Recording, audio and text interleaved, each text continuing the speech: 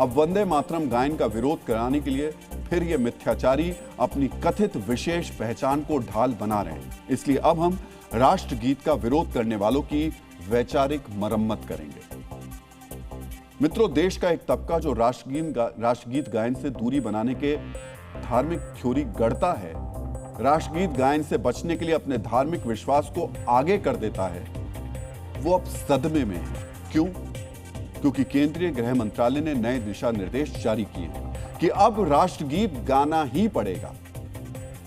विशेष सरकारी कार्यक्रमों में वंदे मातरम का गायन अनिवार्य कर दिया गया है। अब सरकारी कार्यक्रमों, स्कूलों और अन्य आयोजनों में वंदे मातरम का गायन अनिवार्य है। अब राष्ट्रगीत के सभी 6 अंतरे गाए जाएंगे। राष्ट्रगीत गाने का समय भी तय कर दिया गया है। अब 3 मिनट 10 सेकंड वंदे मातरम का गायन पूरा करना होगा। अगर राष्ट्रगीत, वंदे मातरम और राष्ट्रगान जन गण मन साथ में गाए या बजाए जाएं तो पहले वंदे मातरम गाया जाएगा। राष्ट्रगीत गायन के दौरान सावधान मुद्रा में खड़ा रहना होगा। सभी स्कूलों में दिन की शुरुआत राष्ट्रीय गीत से ही होगी। मित्रों, इस साल वंदे मातरम के 150 साल पूरे हुए हैं। यह पहली बार है जब राष्ट्रगीत के गायन को लेकर विस्तार से प्रोटोकॉल जारी किया गया। इस प्रोटोकॉल में कुछ चीजें रेखांकित करना जरूरी है। पहले वंदे मातरम के 2 छंद गाए जाते थे, लेकिन अब सभी 6 छंद गाना अनिवार्य होगा। राष्ट्रगान की तरह वंदे मातरम गायन का समय भी तय किया गया है। पहले समय तय नहीं था। अब राष्ट्रगीत गायन पर सावधान की मुद्रा में खड़ा होना पहले यह अनिवार्य नहीं था। मित्रों, पहले जब वंदे मातरम के 2 छंद गाए जाते थे तभी धार्मिक आवरण में इसका विरोध किया जाता था। अब सरकार ने राष्ट्रगीत के सभी 6 छंद के गायन को अनिवार्य कर दिया है, तो सुनिए विरोध के सुर कैसे और तेज हो गए। पहले वंदे मातरम गायन का विरोध करने वालों को सुनिए। ये हिंदुस्तान है, किसी के बाप की जागीर नहीं है और हिंदुस्तान के हर नागरिक ने देश की स्वतंत्रता के लिए संघर्ष किया।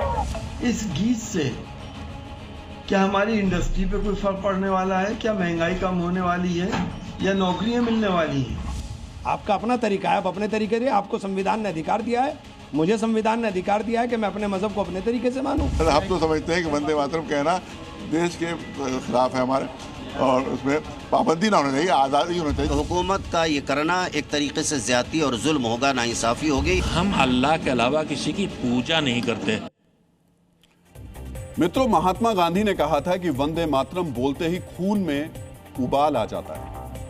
यह गीत अहिंसा के साथ साथ आत्म बलिदान की प्रेरणा देता है। सोचिए, उस राष्ट्रगीत के विरोध में क्या तर्क दिए जा रहे हैं। कोई स्वतंत्रता संग्राम के इतिहास की व्याख्या कर रहा है, कोई महंगाई, रोजगार के मुद्दे को वंदे मातरम से जोड़ रहा है, कोई अपनी धार्मिक पहचान के महत्व का महिमा मंडन कर रहा है।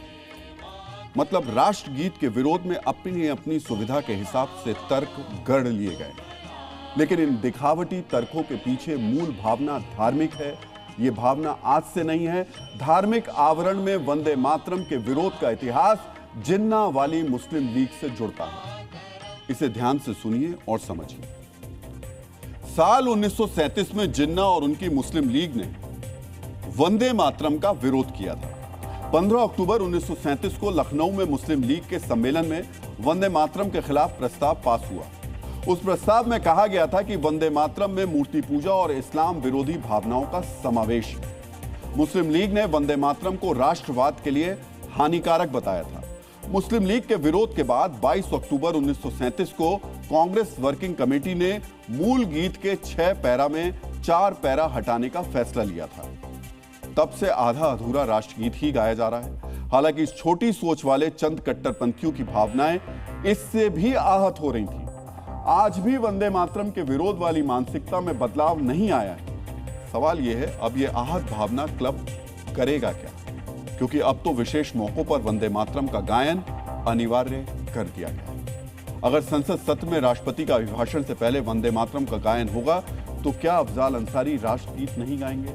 एसटी हसन किसी सरकारी कार्यक्रम में शामिल हुए, वहां वंदे मातरम का गायन हुआ तो क्या वो सावधान की मुद्रा में खड़े नहीं होंगे? स्कूलों में वंदे मातरम का गायन होगा तो आहत भावना गैंग क्या बच्चों को स्कूल नहीं भेजेगा? ये रोज राष्ट्रगीत के गायन के बाद भी बच्चों को स्कूल भेजेंगे? ये सवाल बड़ा है, क्योंकि बार बार ये नेता संविधान और नागरिक अधिकार की बात करते हैं, लेकिन जब राष्ट्रीय गौरव के सम्मान की बात आती है, इन्हें अपनी धार्मिक पहचान याद आ जाती है। इनकी भौहें तन जाती हैं। इनकी सहूलियत वाली बेईमानी पर सवाल भी अब उठ रहे हैं। ये नए भारत में सोच प्रधानमंत्री जी की और गृह मंत्री जी की मैं बहुत स्वागत करता हूँ। इससे सुंदर कुछ नहीं हो सकता। वंदे मातरम जो गीत है वो अपने आप में संपूर्ण है और भारत की संस्कृति है, हमारा गौरव है, हमारा गर्व है।